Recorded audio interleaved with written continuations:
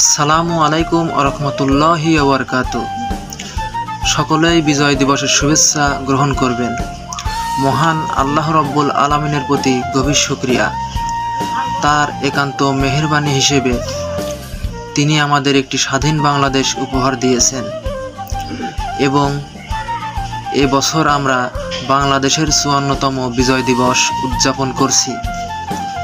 আমাদের মহান মুক্তিযুদ্ধে জীবন বাজি রেখে যারা লড়াই করেছেন, অবদান রেখেছেন, যারা দুনিয়া থেকে বিদায় নিয়েছে, পঙ্গু হয়ে যারা বেঁচে আছে, তাদের প্রতি আমি গভীর শ্রদ্ধা নিবেদন করছি। আমি দোয়া করি আল্লাহ তাআলা তাদের ত্যাগের উপযুক্ত বিনিময় তাদের যেন দান করে